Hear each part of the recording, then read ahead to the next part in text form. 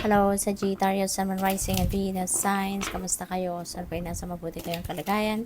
Welcome back po sa Star Tarot. Kung bago kayo rito, welcome din po kayo. Please subscribe, like, share my videos, and leave me a comment po kung naka-resonate kayo. Thank you. First message po ninyo ay 9 of Challenges, Sagittarius. Parang siguro ang iba sa inyo dito in a situation wherein grabe ang takot. Maaring takot kayo sa sitwasyon ninyo sa ngayon, natatakot kayo, or pwedeng natatakot kayo sa ibang tao, sa isang tao, 'di ba? Kasi tignan mo siya, nagtatago, no? Maybe nagtatago siya dito sa monster na 'yan. It could represent tao, no? Baka merong nabubuli sa'yo, merong naninira sa'yo, merong kang gustong taguan na tao kasi baka kapag nakikita ka niya, kung ano-anong sinasabi sa'yo, 'di ba? Sinisiraan ka, or kung anong makita sa'yo, ipagkakalat niya, no? Gagawan ka ng kwento, yung mga gano'n. So, siguro may mga tao ritong siguro naiinggit sa'yo, 'di ba? At kaya mas gusto mo na lang na low profile ka na lang, 'di ba? Low key ka na lang para hindi ka makita, hindi mapansin, 'di ba? Ano ang kung ano ang meron ka, kasi baka ginagawaan ka ng kwento, nagmamanufacture ng kwento against you. So pwedeng merong mga ganong kaganapan ang iba sa inyo rito, kaya maybe you are scared, or probably situation, 'di ba? Meron kang sitwasyon na kinatatakutan, maaring ganon, no? So depende yan sa inyong sitwasyon, but you know what, kung alam nyo din naman, 'di ba, na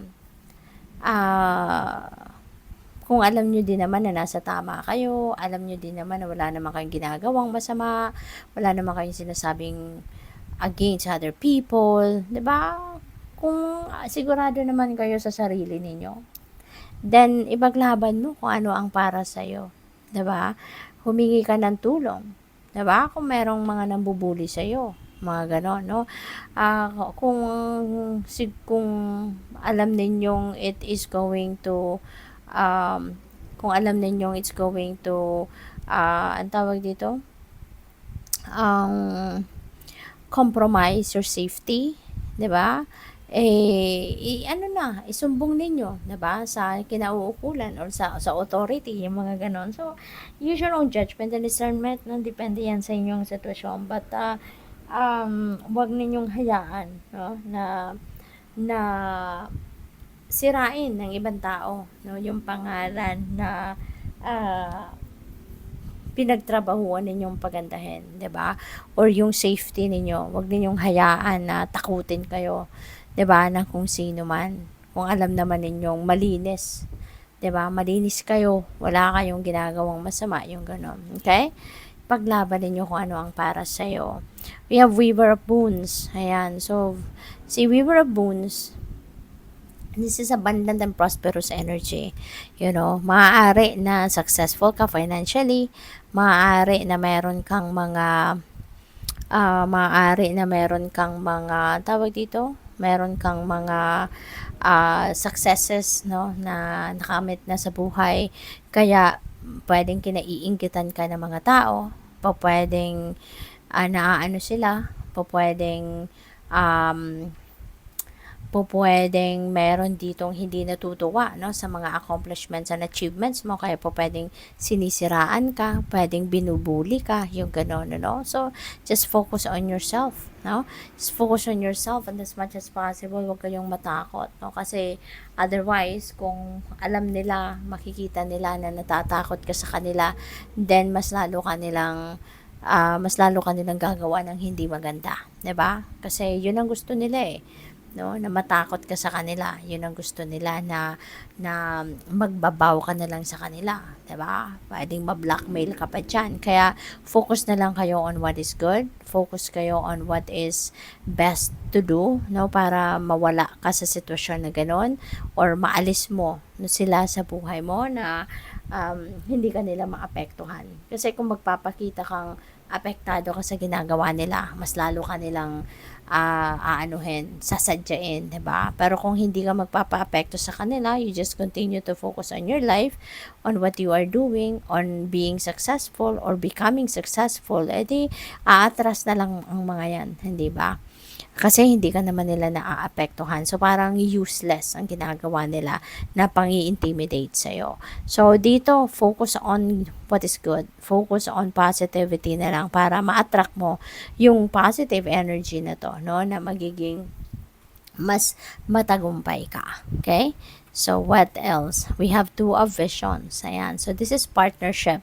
So, po pwedeng merong magandang kaganapan dito pagdating naman sa partnership. O pwedeng meron tao dito yung dadating at pwedeng merong dadating na tutulong sa'yo, susuporta sa'yo.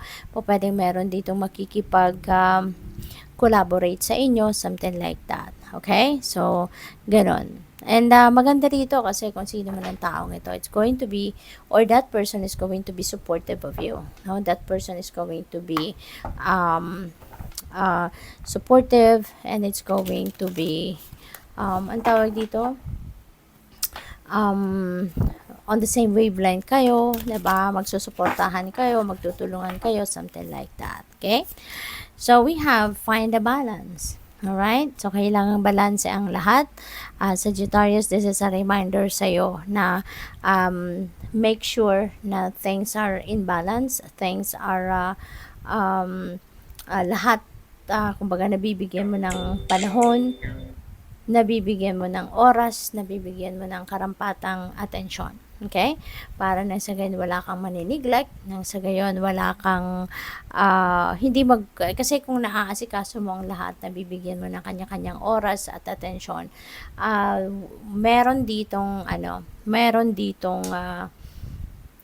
magandang sitwasyon sa bawat area. Kasi kapag naaasikaso mo ang lahat, so nakikita mo yung problema. Kung may problema, masusolusyonan mo agad.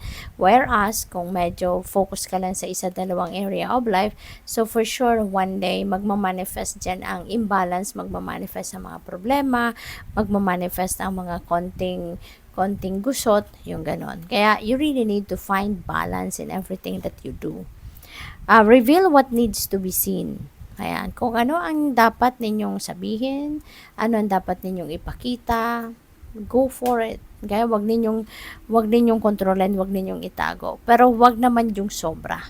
Dapat kung ano lang ang dapat mong ipakita, ano lang yung dapat mong sabihin, ano lang ang dapat mong ipaalam, dun ka lang. No?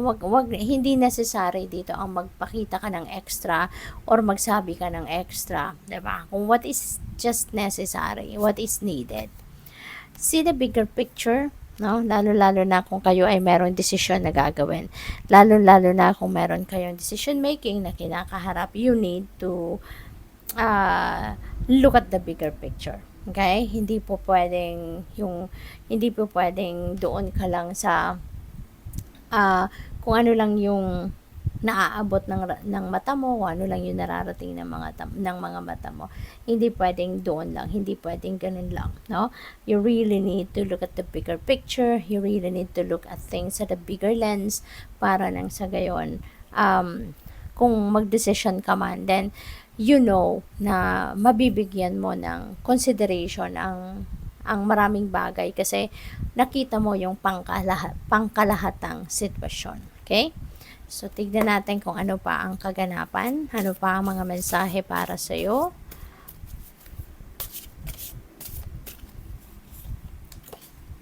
We have dragonfly. Ayan, so napakaganda. Kasi si dragonfly is about rebirth. This is also about change. Kaya mayroong pagbabago dito na mangyayari sa buhay ninyo. And pag nagbabago tayo ng sitwasyon, diba, binabago natin ito for the better. Hindi tayo nagbabago na paurong tayo pabalik, diba? So this is good. Sabi dito, I embrace my transformation. So which is good kasi ibig sabihin nito na ready ka for that change, no? We welcome mo ang pagbabagong ito. I courageously let go of the past. The magic of nature is in me, and I am brilliant, and I am blessed. Wow, so beautiful. So what else? We have Wolf Pathfinder. Release your past and start a new journey. You are a teacher and help others find their way. There will be challenges, but your soul is strong.